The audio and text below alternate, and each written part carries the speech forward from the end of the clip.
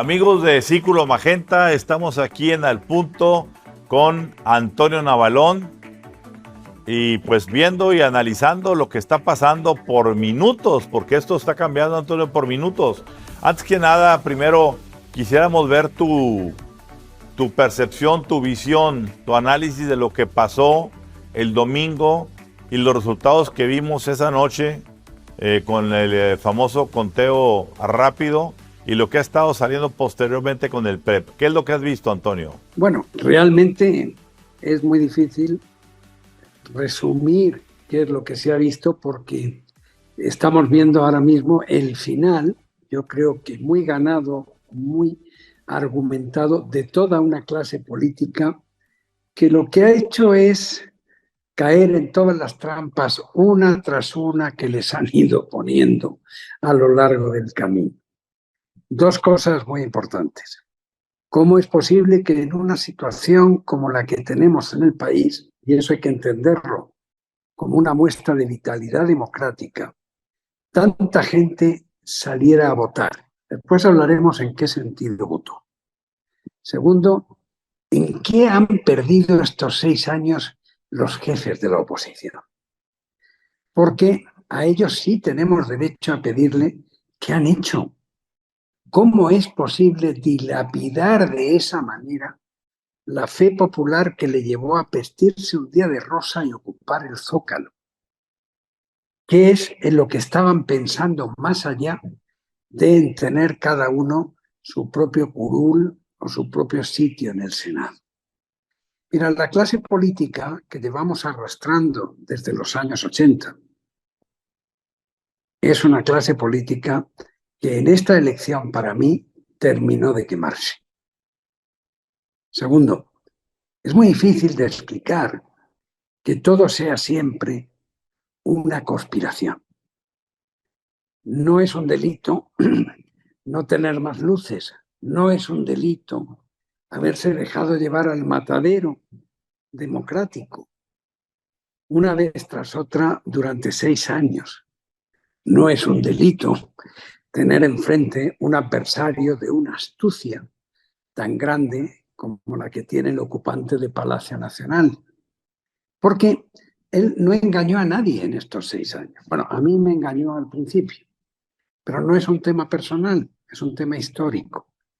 Yo pensaba, tal vez estoy equivocado, porque durante mucho tiempo, en mi personal experiencia de vida, yo defendí la transición democrática española como el mejor camino para evitar una tragedia nacional.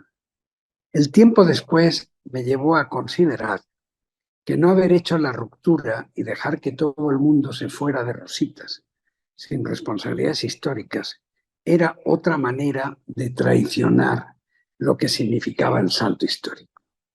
Él nunca tuvo ese problema, nunca fue reformista, fue, y nunca lo ha ocultado, rupturista.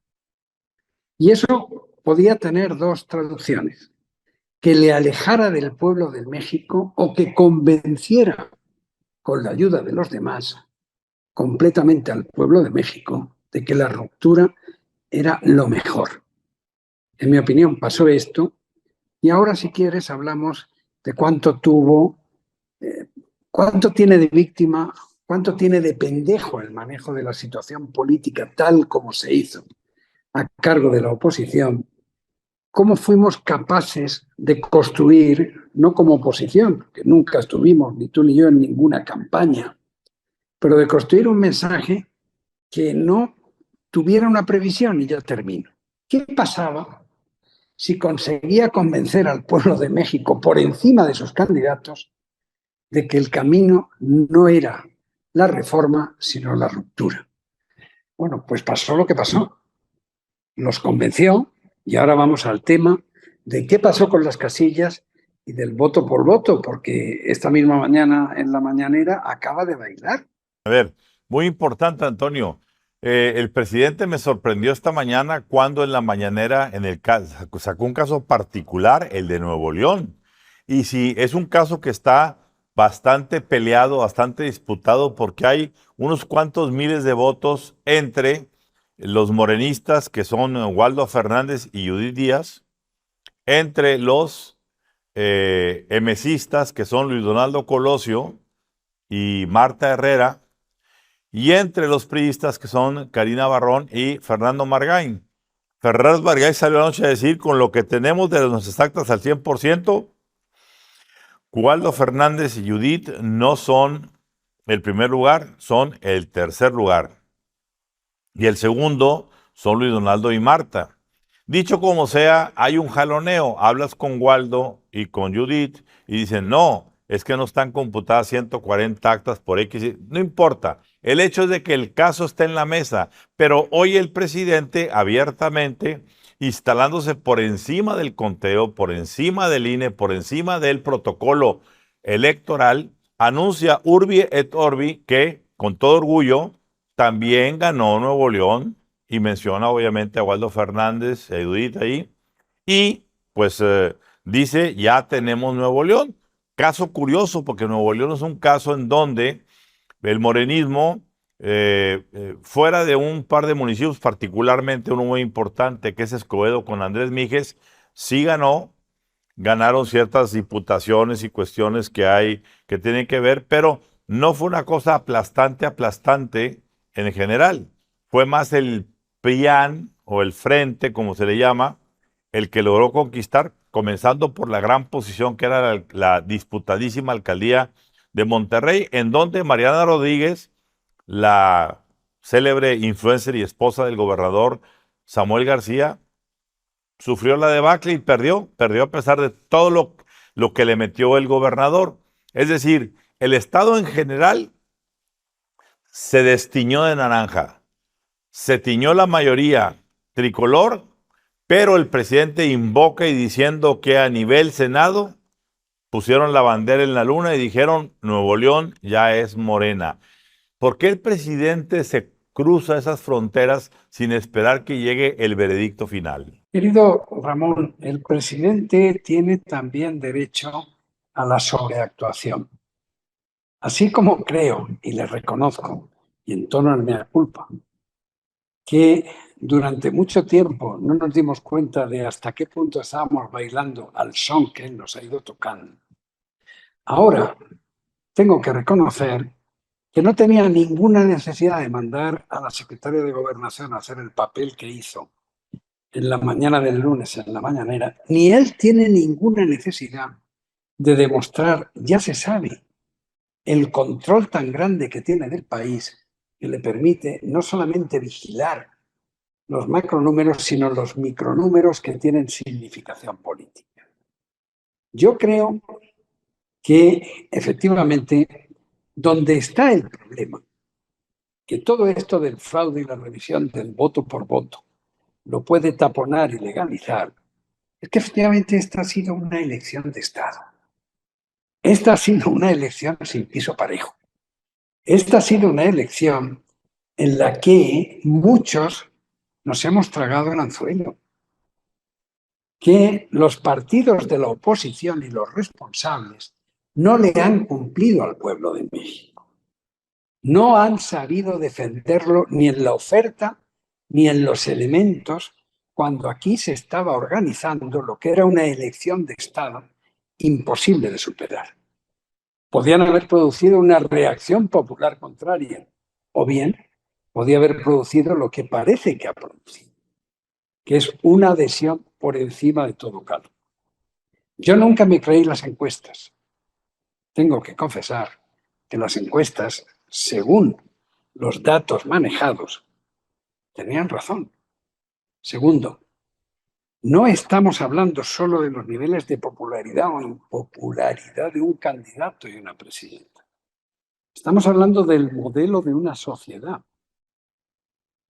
¿Qué es lo que ha pasado para que no fuésemos capaces de explicarle a la gente, cuando todavía había tiempo, que votar en una dirección nos lleva a un camino que tampoco nunca lo ha ocultado? La ruptura es su plan C, y su plan C es el sexenio entero de la doctora, no hay que engañarse. La doctora, cuando el 2 de octubre se echa al mar, lo hará con una pesa de 200 kilos al cuello y a nadar. ¿Por qué? Porque el sexenio son las 18 modificaciones que quiere hacer y las quiere hacer él. Es verdad que en el sentido Antes de más irse, generoso, sí, el sentido más generoso es el trabajo sucio lo hago yo. Ese trabajo sucio es el que va a marcar todo el sexenio. Pero sí quiero ser muy concreto. Cuando él está tan de acuerdo en la apertura de los paquetes, es porque ahí no vamos a tener el problema. Con independencia de que haya muchos errores, de que se modifique. Es más, como él sabe que políticamente siempre tienes que ceder algo, estoy seguro que ya está recorriendo qué piensa ceder. Y eso puede ser que la mayoría cualificada, en vez de haberla obtenido de una sola vez, la tenga que obtener en dos. Pero en el fondo, a qué te refieres en dos? que el recuento de las casillas y los votos no le dé para esos 300 y pico diputados que le dan completamente la mayoría cualificada. Y eso le obligaría a negociar, cosa que no le gusta. O a comprar voluntades. Claro, pero eso significaría, a ver, aquí estamos en un juego en el que lo estructuralmente importante, y tienen que levantar la mano los responsables políticos que no han sabido serlo en esta elección, era estar jugando un campo de una cancha tan despareja con una elección de Estado. Si ahora todo lo sumamos a la búsqueda del fraude cibernético, corremos el riesgo de bendecir todo lo demás y además no poder probar el fraude cibernético. Segundo, tenemos que llevar mucho cuidado los comentaristas, los periodistas, los habladores y los políticos. No tenemos derecho a llamarle a un pueblo pendejo ni estúpido simplemente porque han votado algo que a lo mejor nosotros no queríamos votar. Y hay que reconocer el desfile del domingo como un ejercicio democrático. Y ganó quien ganó, aunque se pierda el modelo de país. Porque vuelvo a repetir, el problema no estuvo en falsear los datos del PRE, no. El problema estuvo en la ineficiencia política de seguir jugando con un terreno tan disparejo. Y además ahorita la situación que nos ha tocado vivir con el INE abona la causa presidencial de decir, ya ven, el INE no sirve, es ineficiente, nos obliga a volver a hacer cosas que ya estaban hechas. Pero mira, me llama la atención una cosa, Antonio. Quisiera tu opinión sobre qué sientes que pasó para mí en la elección lo que pasó el domingo, hay un momento de quiebre muy importante. Cuando Xochitl Gálvez pasa de mandar 3 tweets donde habla de que hay un fraude de votos escondidos y que nadie se duerma. Es un dorma, ¿ok? Y a los minutos sale a decir, aceptar la derrota, decir que ya habló con Claudia Sheinbaum y a la mañana siguiente volver a salir a denunciar que hubo irregularidades, que no estuvo correcto y recapitular y echarse hacia atrás a decir, vamos, ¿qué pasó? ¿Qué sientes que ocurrió en ese doble cambio de visión de la candidata opositora? Mira, no solamente la candidata opositora, ella por un lado y Santiago Taboada por el otro. Pasamos de fiesta de celebración a esta vez no la hicimos. No nos dio. Da la impresión, con la mente conspirativista que nos suele acompañar, que hubo una oferta que no pudieron rechazar. Pero Cualquiera que fuera. Cualquiera que fuera. Una vez dicho eso, yo creo que aquí el tema de verdad es, oigan, si fue tan fácil echar para abajo lo que había sido una demostración en el 21 de mayor fuerza electoral política que la que tuvo el partido de Morena en las elecciones intermedias, ¿cómo es posible que 3 años más tarde, con una campaña, con el desgaste, con todos los fiascos, no pudiésemos de verdad, construir una narrativa que por lo menos diera una elección más equilibrada, suponiendo que toda la elección no haya sido un montaje. Segundo, ¿qué es lo que explica esas reacciones? Bueno, Antonio, pero sorprende incluso que el presidente siga insistiendo en asumir ya no solamente como lo hizo en el proceso electoral, el ser el jefe de la campaña de la ahora presidenta, no puedo decir electa porque no le han dado su constancia de mayoría, pero de la candidata ganadora hasta hoy, y pues haya salido a decir que él va a querer hacer esos famosos, el famoso plan C, porque le queda un mes en septiembre con el nuevo Congreso, sacarlo adelante si logra la famosa mayoría calificada. Y segundo, anunciar que va a hacer una gira del triunfo de la mano de Claudia Sheinbaum para dejar en claro que la cuarta transformación sigue y sigue viva y vigente. Eh, no es demasiado ya no dejarle espacios a quien ya merece tener su espacio propio, pues ya de una forma o de otra se lo ganó, lo tiene, y cuál es el afán de estar haciendo permanentemente pues acciones que hacen evidenciar más dónde está el bastón de mando. Ramón, una cosa de la que me he convencido, la verdad es que ha sido un camino que habla muy mal de mí, porque debería haber sido más perspicaz antes, es que definitivamente ahora sí hemos entrado en otra era.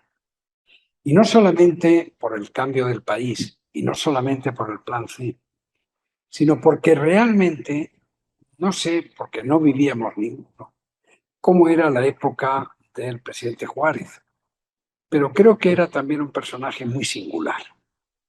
Bueno, nuestro presidente actual, Andrés Manuel López Obrador, nunca se ha comportado de una manera normal al uso político, siempre ha sido anormal. Pero, ¿por qué iba a dejar de serlo en el último minuto? Primero, él marca la propiedad intelectual y casi religiosa de este campo, y lo hace sin ningún complejo ni inhibición.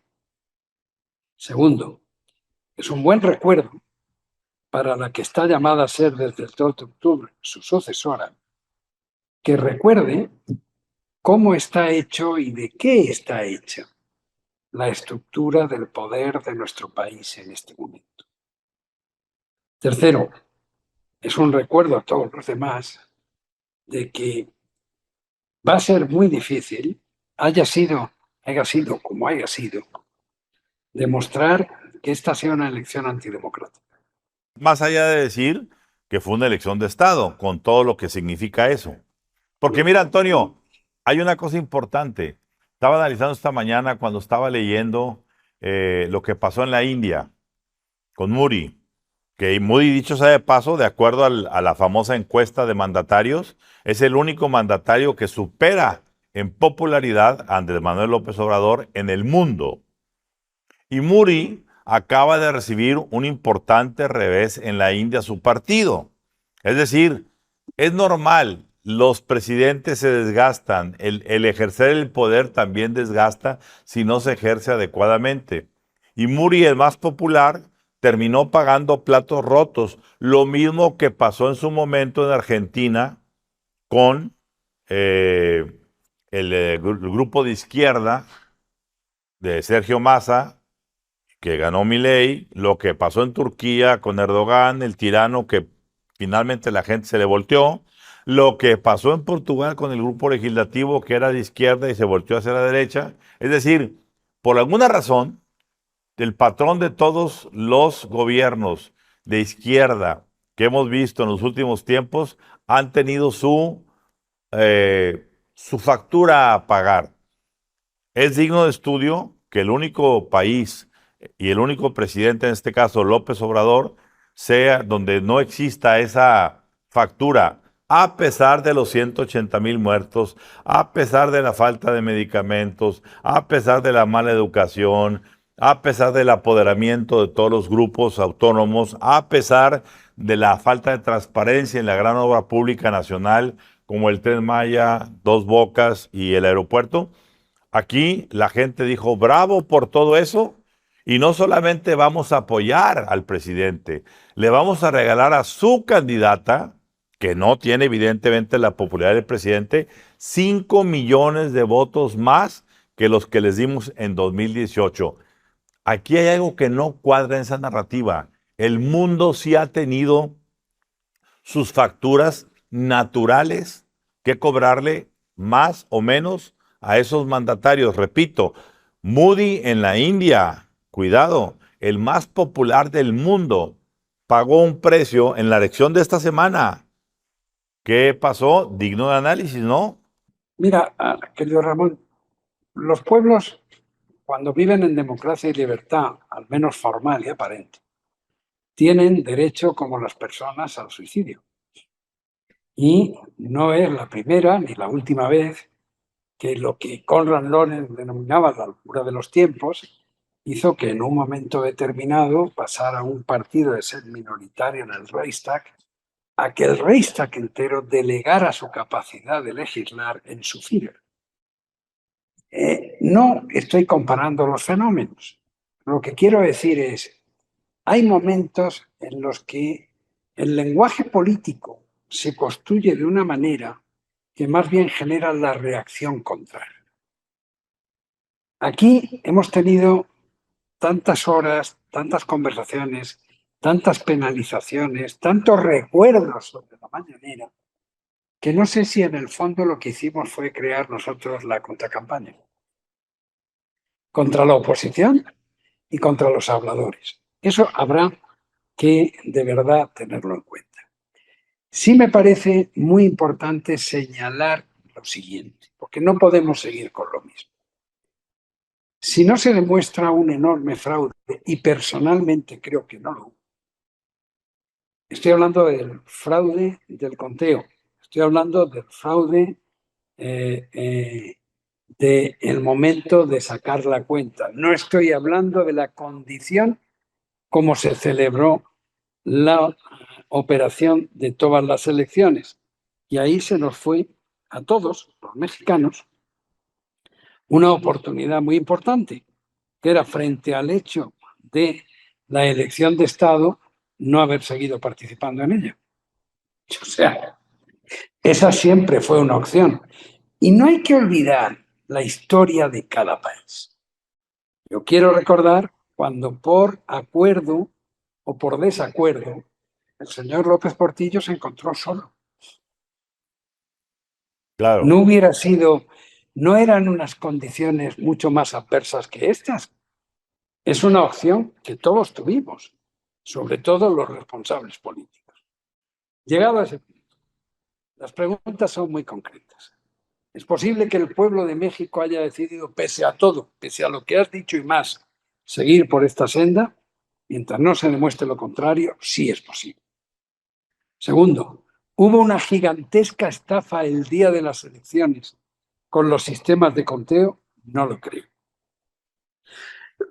Tercero, ¿cómo es la vida a partir de aquí? Primero, si tienen algún tipo de vergüenza torera o contratorera, me da igual, la clase política mexicana del frente debería irse en masa. Y también gran parte de los compañeros, muchachos jóvenes como Bartlett, que han acompañado al presidente en este camino. Es decir, este es un país que con esos instrumentos lo hemos terminado quemando. Y hay ejemplos malos, como el del gobernador de Nuevo León, que tampoco es una garantía el cambio generacional. Tenemos de verdad, si hay que acostumbrarse a vivir con un país que mayoritariamente ha elegido la destrucción institucional, la eliminación de la Corte Suprema de Justicia Nacional, el sustituir la buena voluntad por las leyes, si lo ha decidido, si eso es lo que queremos, la única pregunta que tenemos que respondernos es si nos queremos quedar o no. A ver, Antonio, cerrando ya este al punto, pues hay mucho que va a tejerse en los próximos días, hasta el domingo que se entregue esa constancia de mayoría y que se conozcan las cifras reales de los 300 distritos. De aquí entonces, yo creo que tendremos para el domingo de otra vez la marea rosa. Y yo creo que esa marea rosa, ahorita que decías de pasarle factura a la clase política que no tuvo los tamaños y los arrestos para poder balancear mejor el esquema de poder en México, va a terminar esa marea rosa convertida en un partido político. Lo siento, lo veo, lo huelo, lo intuyo y esperaremos a comentar en los próximos Eso no es malo. puntos. Eso no es malo, querido Ramón. Eso sería muy bueno. Claro, claro. ¿Por qué? Esa marea rosa viene porque de una u otra manera ni el tricolor, ni los azules, ni los naranjas dieron, bueno, y ni qué decimos de los amarillos que ya están peleando su sobrevivencia como partido. Entonces, viene una reconversión completa, pero en el Inter habrá mucho que comentar en los próximos días. Ya nos veremos por aquí, Antonio. Con todo gusto. Muchas gracias, Ramón, y felicidades, ya eres el libro más vendido. Abrazo grande, Antonio. Gracias. Grande.